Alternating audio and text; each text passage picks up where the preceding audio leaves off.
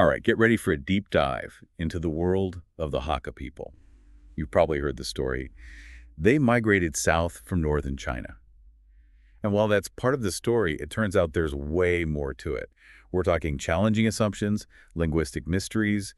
Get ready to maybe rethink what you thought you knew about Hakka origins. What's so fascinating about this topic is how history is often told from a single perspective. It's like someone claiming a symphony is just a bunch of noises without understanding the layers of composition. Peeling back those layers is how we find the real story. I love that analogy. Okay, so to unpack this, let's talk historical context. The Hakka people haven't always been readily accepted as Han Chinese, and that struggle for recognition, it's woven into how their history has been studied. Absolutely. Imagine trying to solve a puzzle, but some of the pieces are deliberately hidden or mislabeled. That's the challenge scholars like Lin Zhengli highlight. He argues the dominant northern origin theory needs to be seen as a product of its time, not necessarily historical fact. So it's like during times of social pressure for the Hakka people, claiming the connection to the Han Chinese heartland was almost a survival tactic to gain acceptance. Exactly. It was a way of claiming legitimacy. And we see examples of the struggle, like the dog radical incident. Wait, the dog radical? That sounds rough. It was.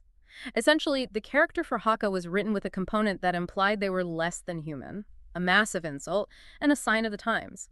Organizations like the Datong Society emerged, fighting for Hakka recognition as Han Chinese. It was clearly a huge deal for them. Wow, I never realized how much politics influenced the study of Hakka history. So how does this tie into the whole northern origin theory becoming so widespread? It's complicated. Think of scholar Luo Xianglin. His work was pivotal in promoting Hakka unity, which was hugely important, but he also reinforced the northern origin idea in the process. So it's like they needed a unifying story, even if it wasn't completely accurate? Precisely. It shows how historical narratives are rarely simple. They're shaped by social pressures, power dynamics, the need to forge a shared identity in the face of adversity. It makes you realize how much context matters. Okay, so we're seeing the cracks in the simple migration story. But if that's not the whole picture, what are we missing? You mentioned something earlier about the term kehu.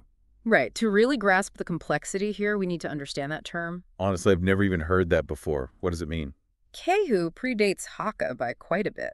For centuries, it was a general term used throughout Chinese history to describe migrants, often those who were displaced or experiencing hardship. Think of it less like a specific group, more like a recurring situation. People on the move not necessarily tied to one region or ethnicity. Ah, okay, so how did kehu get all tangled up with the Hakka people then? That's where things get messy. It seems historians working with incomplete information made a mistake that stuck. They essentially took kehu, this broad term for migrants, and slapped it onto the Hakka, creating confusion about their origins. A historical case of mistaken identity. Wow, this is making me rethink everything. But it still leaves a big question.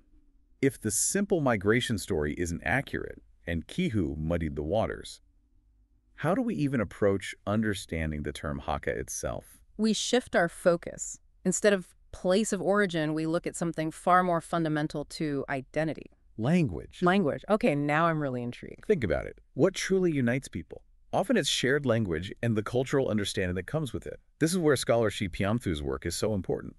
He differentiated between two types of Hakka, those defined by place of origin, basically temporary migrants, and those defined by dialect speakers of the Hakka language. So you're saying for someone like me trying to understand the Hakka people, knowing about their language is more important than finding one spot on a map where they all came from. Precisely. Shi Tianfu argued that for centuries, the term Hakka was used more fluidly linked to migration patterns within China. It wasn't until around the mid-Qing dynasty that the modern understanding based on shared dialect and cultural practices really solidified. That's a huge shift. It wasn't a sudden mass migration that defined them, but this gradual process of cultural and linguistic connections developing over time. It reframes their whole story. Exactly. And this understanding of Hakka as primarily defined by dialect has profound implications for how we interpret their presence in southern China.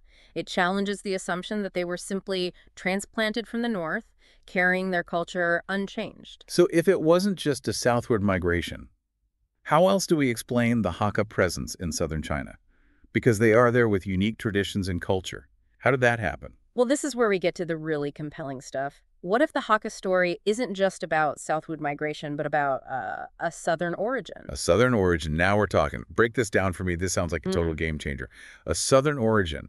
That flips the script. I'm ready to have my assumptions challenged. What makes this theory so convincing? It addresses those gaps in the traditional narrative. For one, there's a surprising lack of evidence for a mass migration from the north. No records of huge population movements, no abandoned villages in the north, mirroring Hakka settlements in the south if they all came from the north. Wouldn't there be some clearer traces? You'd think so. It's like a massive exodus with no forwarding address. What about the Hakka language itself? Doesn't that point to a northern origin? That's the thing. Hakka is definitely a Sinotic language, but it has distinct features that differentiate it from dialects spoken in the region they supposedly migrated from. It's a linguistic puzzle piece that doesn't quite fit in the traditional narrative. So you're saying the Hakka language might have actually evolved in the south, that it's not just a preserved relic from the north? That's a key argument here. Scholar Zhu Weilin points out that even the traits we strongly associate with Hakka culture, their resilience, adaptability, their tight-knit communities, could be a result of their experiences within that Jiangxi-Fujian-Guangdong border region, forged in the fire, so to speak, not brought with them pre-packaged. I love that image. This wasn't just a pit stop on their journey. This border region was where their unique identity was forged. It must have been an incredibly dynamic place. Absolutely. And that's where the Southern origin theory gets truly exciting if we embrace the idea of this border region as a cultural hub, a melting pot. It opens up completely new avenues of inquiry. What were the power dynamics at play? What cultural exchanges were happening? What were the ingredients, so to speak, that led to this distinct Hakka identity? It's like we're trading one mystery for an even more fascinating one.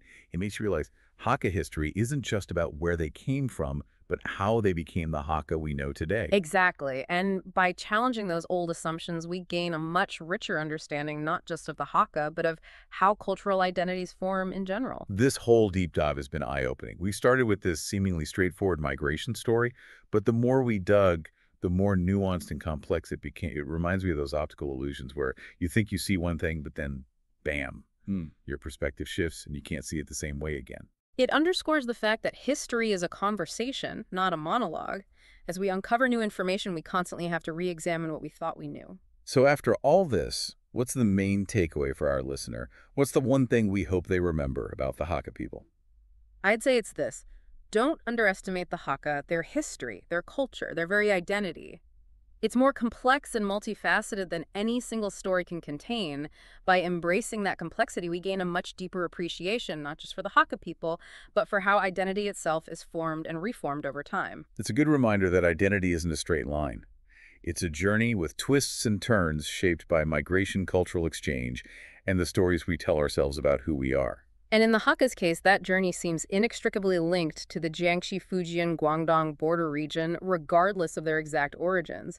It was within this cultural melting pot that their unique identity truly flourished. So we're not just looking at this region as a backdrop, but as a powerful influence shaping the Hakka experience. Absolutely. It shifts the focus from the where to the how.